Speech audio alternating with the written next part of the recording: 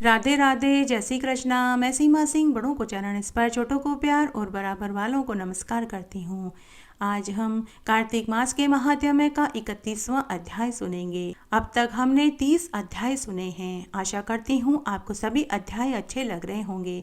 अगर आपको यह अध्याय अच्छा लगे तो इसे ज़्यादा से ज़्यादा लाइक करें, अपने दोस्तों रिश्तेदारों में जरूर शेयर करें ताकि उन्हें भी कार्तिक मास के महात्म्य को सुनने का संपूर्ण फल प्राप्त हो। और आपसे हमेशा की तरह एक करुण रिक्वेस्ट है कि अगर अभी तक आपने मेरे चैनल को सब्सक्राइब नहीं किया है तो कृपया मेरे चैनल को सब्सक्राइब करें ताकि मेरा आगे आने वाला वीडियो सबसे पहले आपको मिले। धन्यवाद। आइए अब हम इस अध्याय में कौन सी कथा को सुनेंगे वह विस्तार से जानते हैं। कार्तिक मास के इस अध्याय में हम देवउठनी एकादशी का महात्म्य और व्रत कथा सुनेंगे। साथ ही इस अध्याय में हम भीष्म पंचक व्रत कथा सुनेंगे, क्योंकि भीष्म पंचक व्रत देवउठनी एकादशी से पूर्णमासी तक किया जाता है। अगर आपने पूरे कार्तिक मास का व्रत नहीं किया है तो आपको देवउठनी एकादशी से पूर्णिमा तक भीष्म पंचक व्रत जरूर करना चाहिए। इससे पूरे कार्तिक मास के स्नान और व्रत का फल प्राप्त होगा। उसके बाद इस अध्याय में हम 31वां अध्याय सुनेंगे। आइए सबसे पहले हम देवउठनी एकादशी का महात्म्य सुनते हैं। एक बार ब्रह्मा जी से नारद मुनि ने पूछा कि हे पिताश्री, देवउठनी एकादशी का व्रत, जागरण और फल का महात्म्य सुनाइए। आज हम आपके मुखारबिंद से देवउठनी एकादशी के व्रत के, जागरण के और फल का महात्म्य सुनना चाहता हूँ। तब ब्रह्मा जी ने नारद मुनि से कहा कि हे पुत्र, वाजपेयी यज्ञ और अश्वमेध यज्ञ करने से जो फल मिलता है वही फल देवउठनी एकादशी के दिन पवित्र नदियों में जाकर स्नान करने, व्रत करने और तिल, आंवला, अन्न, वस्त्र, रुपया दान करने से ही मिल जाता है। देवउठनी एकादशी के जागरण से कई जन्मों के पापों का नाश हो जाता है। तब ब्रह्मा जी नारद मुनि से बोले कि हे पुत्र, पापों का नाश करने वाली प्रबोधिनी एकादशी का महात्म्य आज मैं तुम्हें सुनाता हूँ, तुम ध्यान से सुनो। भगवान कार्तिक में जैसे कथा आदि से प्रसन्न होते हैं वैसे यज्ञ से भी नहीं होते। जो कोई देवउठनी एकादशी को रात्रि जागरण करता है, कपूर से भगवान की आरती करता है, दीप दान करता है, वह बैकुंठ को प्राप्त होता है। दूध, दही, घी, जल और मिश्री से जो विष्णु भगवान को स्नान कराता है वह मुक्ति को प्राप्त हो जाता है। हे पुत्र, देवउठनी एकादशी के दिन जो मनुष्य वस्त्र, आभूषण दान करता है उसको मरने के बाद विष्णु लोक की प्राप्ति होती है। शंख के जल से भगवान विष्णु को स्नान कराने वाला कपिला गाय दान करने जितना फल प्राप्त करता है। जिसके हृदय में विष्णु जी का रूप, मुख में भगवान का नाम, पेट में नैवेद्य और विष्णु चरणामृत को सिर पर धारण करता है वह साक्षात विष्णु का रूप ही माना जाता है। हे नारद मुनि, जो मनुष्य कार्तिक शुक्ल एकादशी को निस्वार्थ भाव से, भक्ति भाव से भगवान को जगाता है, नृत्य, गीत, बाजा बजाता है, चारों वेदों के मंत्र, भगवान की कथा, स्रोत आदि की स्तुति करता है, पुष्प, धूप, दीप, नैवेद्य से भगवान विष्णु की पूजा करता है, वह तीनों लोकों में पूजनीय होता है।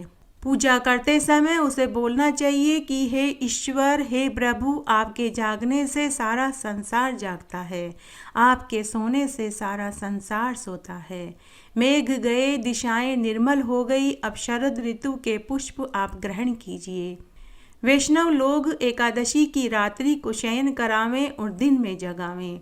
जब एकादशी बीत जाए तो द्वादशी के दिन उपटन लगाकर पंचामृत से स्नान करावें, गोरोचन का तिलक लगावे, वस्त्र पहनावे, पुष्प, कुमकुम, दीप, धूप, नैवेद्य और खीर से हवन करे। इस प्रकार पूजन करके ब्राह्मण पति पत्नी को भोजन करावे, वस्त्र, अन्न और दक्षिणा देवे। 4 महीने के व्रत की समाप्ति पर ब्राह्मणों को दक्षिणा देकर विसर्जन करें। हे नारद मुनि, आज के दिन से ही भीष्म पंचक व्रत शुरू हो जाते हैं। भीष्म पंचक व्रत देवउठनी एकादशी से पूर्णिमा तक विधि विधान से जो मनुष्य करता है उसे पूरे कार्तिक मास के स्नान और व्रत का फल प्राप्त होता है। ब्रह्मा जी आगे बोले कि हे नारद मुनि, वेद, ऋषि, पितरों को तर्पण करना चाहिए। धुला वस्त्र पहनकर इंद्रियों को वश में करके भगवान विष्णु का पूजन करें।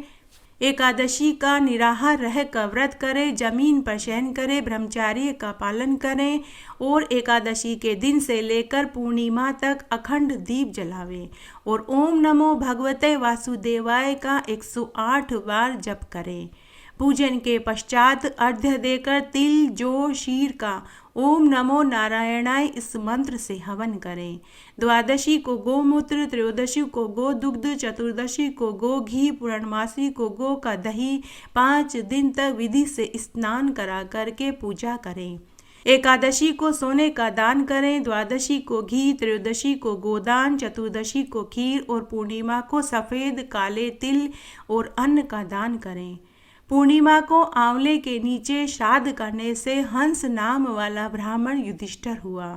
भीष्म पंचक के दिनों भीष्म जी का तर्पण करना चाहिए। वसु के अवतार शांतनु के पुत्र चंद्रवंश में उत्पन्न व्याघ्रपद गोत्र संस्कृत प्रवर वाले पुत्र रहित सत्यव्रत गंगा के पुत्र जन्म पर्यंत ब्रह्मचारी रहने वाले भीष्म जी का तर्पण करने से वर्ष भर के पाप नष्ट हो जाते हैं।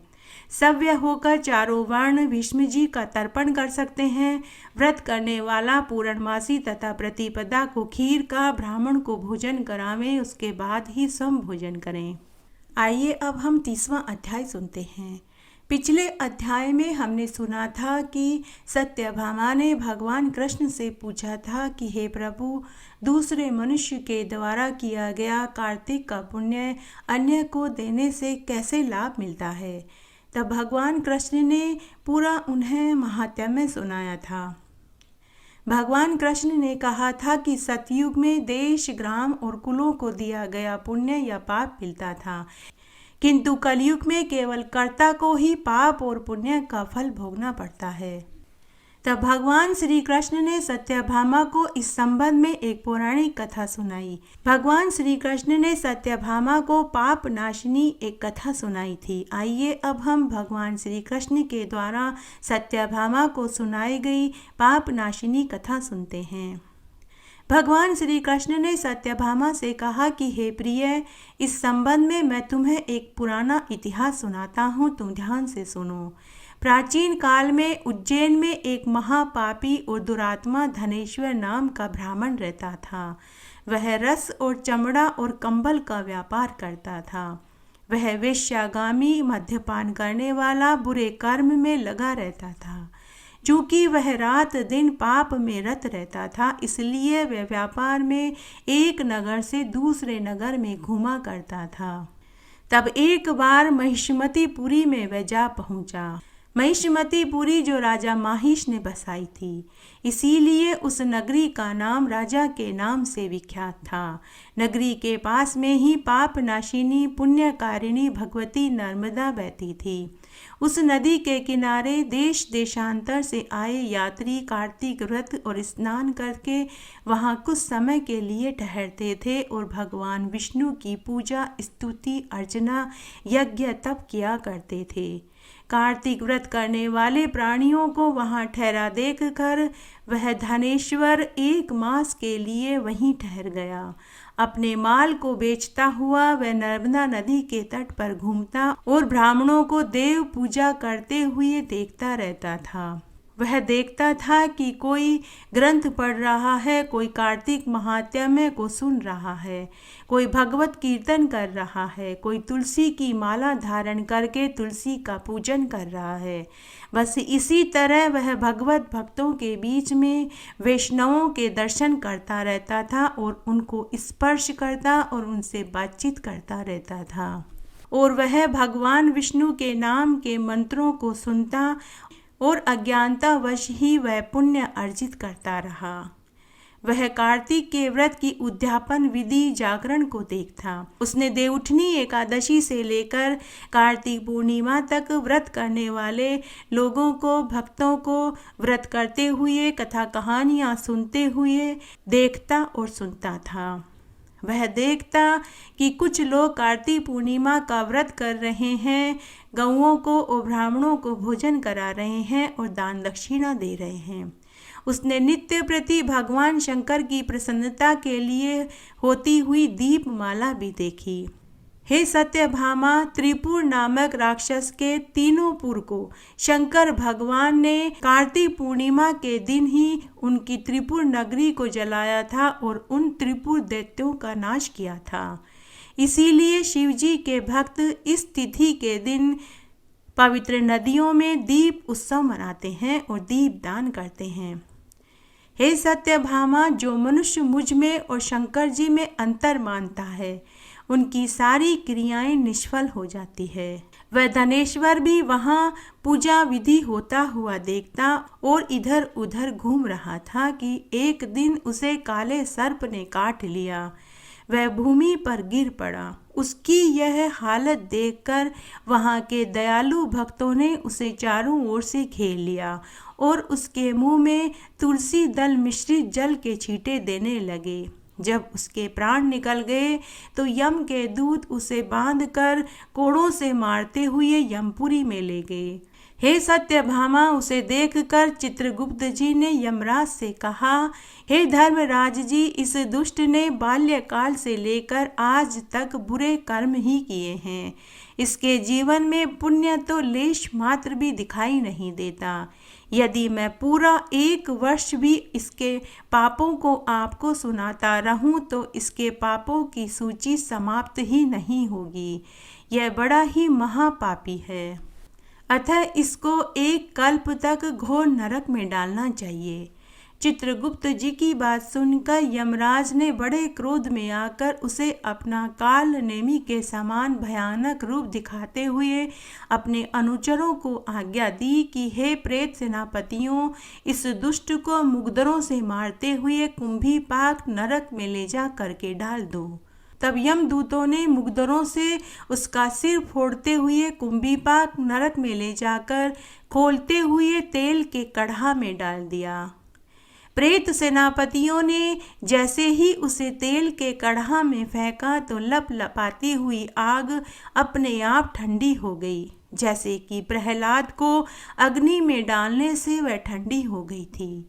यह विचित्र घटना देखकर यमदूतों ने यमराज के पास जाकर सारा हाल कह सुनाया। यमराज भी आश्चर्य में पड़ गए और यमराज जी ने धनेश्वर को अपने पास बुलाकर स्थिति पर विचार करने लगे। उसी समय नारद मुनि नारायण नारायण नारायण करते हुए यमराज जी के पास नरक में पहुंच गए। तब देव ऋषि नारद ने यमराज से कहा कि हे यमराज जी, यह ब्राह्मण नरक में डाले जाने के योग्य नहीं है, क्योंकि इसने अंत समय में कुछ शुभ कर्म किए हैं जो नरक यातना को नष्ट करने वाले हैं। जो लोग कार्तिक मास में भगवत भक्त का दर्शन करते हैं, उनसे बातचीत करते हैं, उनका स्पर्श करते हैं, चाहे वे कितने ही बड़े पापी क्यों न हो, उनके सभी पाप कर्म धुल जाते हैं। वह सहज ही स्वर्ग के अधिकारी बन जाते हैं। हे यमराज जी, माना कि इस धनेश्वर ने अपने पूरे जीवन काल में कोई शुभ कर्म नहीं किया, लेकिन इसने मरने से कुछ समय पूर्व कार्तिक मास में कार्तिक भक्तों को स्नान करते हुए, पूजा पाठ करते हुए और मंत्रों को बोलते हुए सुना, और इसने कार्तिक पूर्णिमा के दिन भक्तों को दीप दान करते हुए, पूजा पाठ करते हुए देखा। अतः धनेश्वर भी पुण्य आत्माओं के संग व स्पर्श से स्वर्ग का अधिकारी हो गया है। अतः यह पुण्य आत्मा है, इसे यक्ष योनि दो, केवल इसे पाप भोग करने वाले नरक दिखा दो। तब भगवान श्री कृष्ण ने सत्यभामा से कहा कि हे प्रिय, जब नारद जी ऐसा कह कर चले गए तो धनेश्वर को पुण्य आत्मा समझते हुए यमराज ने दूतों को आदेश दिया कि इस धनेश्वर को केवल नरक दिखा दो। उसके बाद नारद मुनि ने राजा पृथु से कहा कि हे राजन, कार्तिक मास की अंतिम 5 तिथियां अधिक महत्वपूर्ण हैं। अगर कोई व्यक्ति पूरे कार्तिक मास में स्नान न कर पाया हो, अगर वह देवउठनी एकादशी से पूर्णिमा तक कार्तिक के नियमों का पालन करता है, पवित्र नदियों में स्नान करता है, व्रत करता है, दान पुण्य करता है, तो उसे पूरे कार्तिक मास के स्नान का फल प्राप्त होता है।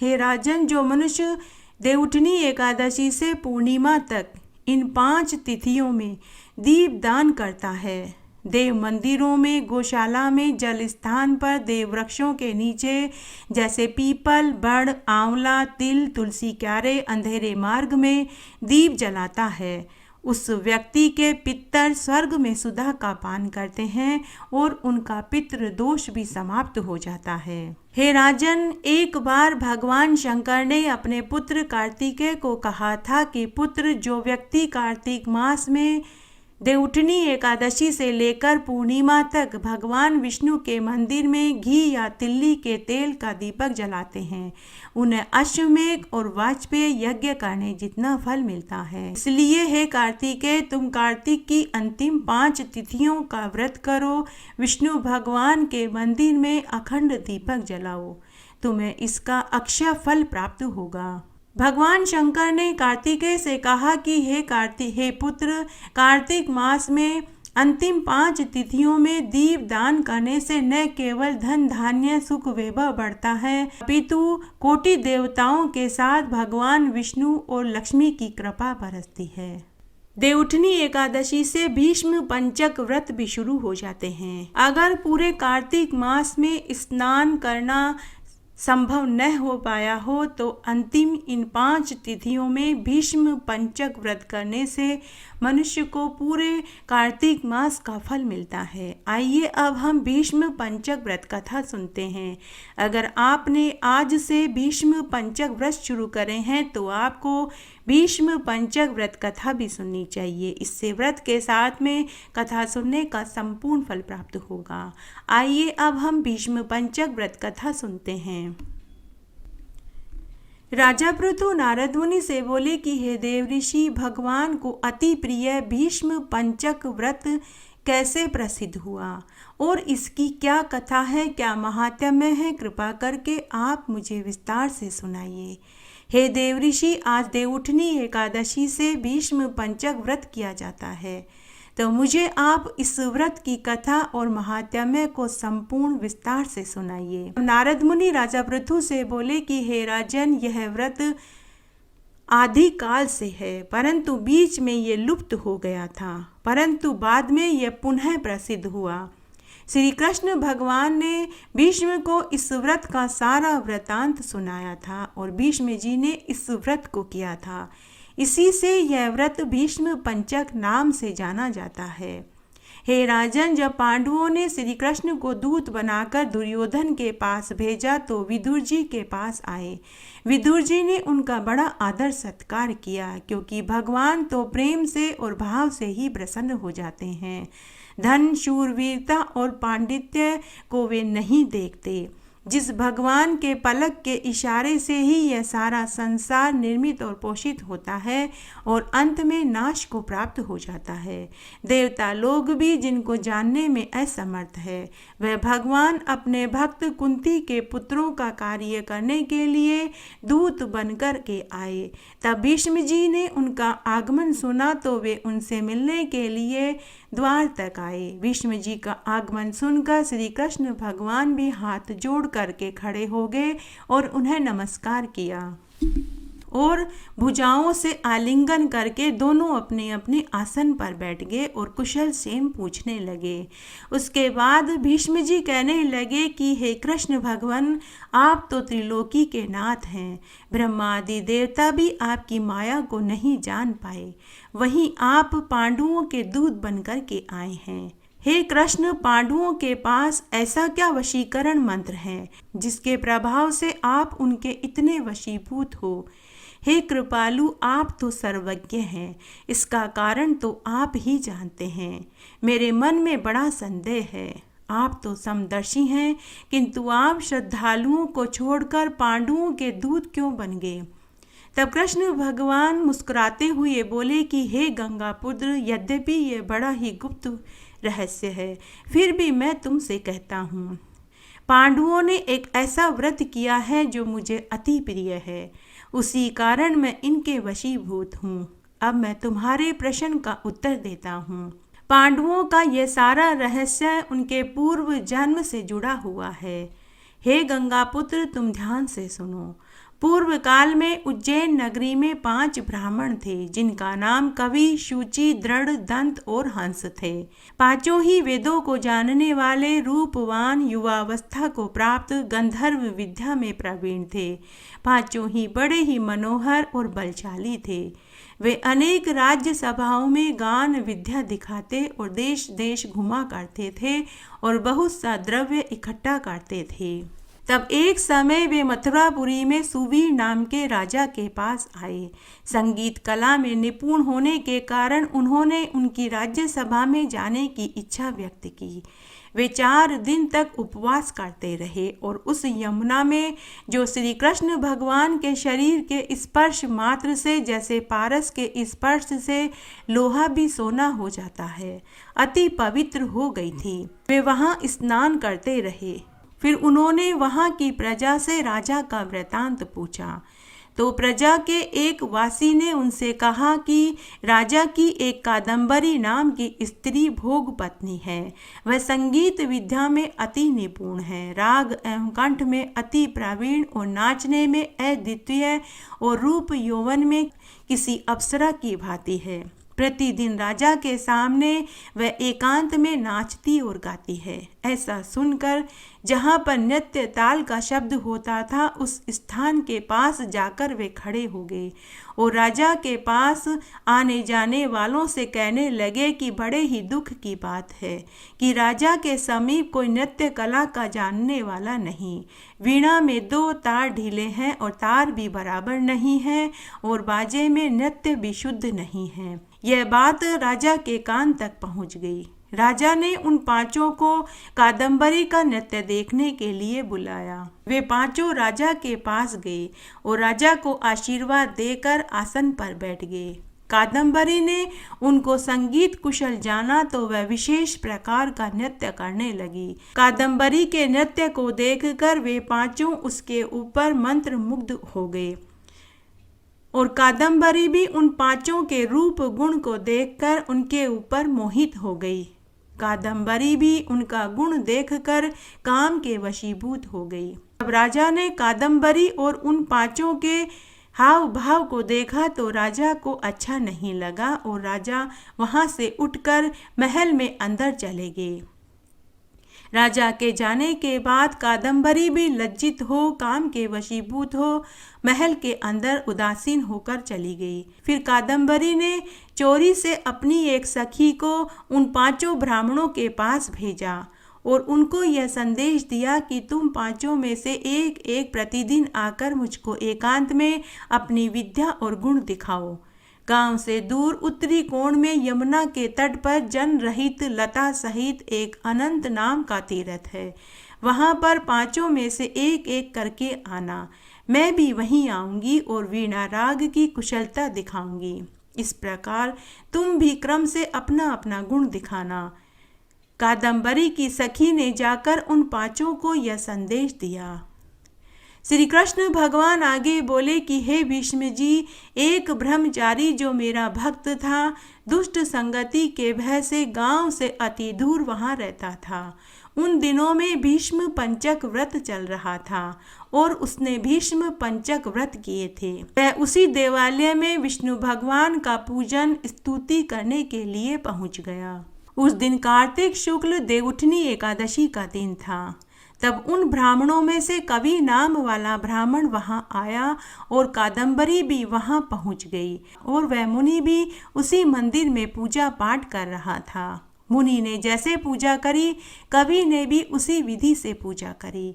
फिर वीणा लेकर गान करने लगा। उसके गान से मुनि ने उनके ऊपर कोई क्रोध नहीं किया, क्योंकि उसने अपना मन जीत लिया था। कादम्बरी और वह कवि नाम वाला ब्राह्मण पूरी रात नाच गान और नृत्य करते रहे और वह मुनि वहां पर पूजा पाठ करता रहा। उसके बाद मुनि को गोबर का आचमन करते देखकर कवि ने भी गोबर का आचमन किया। प्रातःकाल होते ही कादम्बरी महल में चली गई। और वह कवि नाम वाला ब्राह्मण मुनि संगति से सद्बुद्धि को प्राप्त हुआ तो उसके सारे पाप नष्ट हो गए। द्वादशी के दिन कवि ने अपना सारा धन दान में दे दिया और वह विरक्त हो गया और वन में जाकर तपस्या करने लगा। दूसरे दिन शुचि नाम वाला ब्राह्मण आया। उसने भी उसी तरह मुनि को पूजा करते हुए देखा तो उसने भी पूजन किया। रात भर वे कादम्बरी का नाच गान देखता रहा।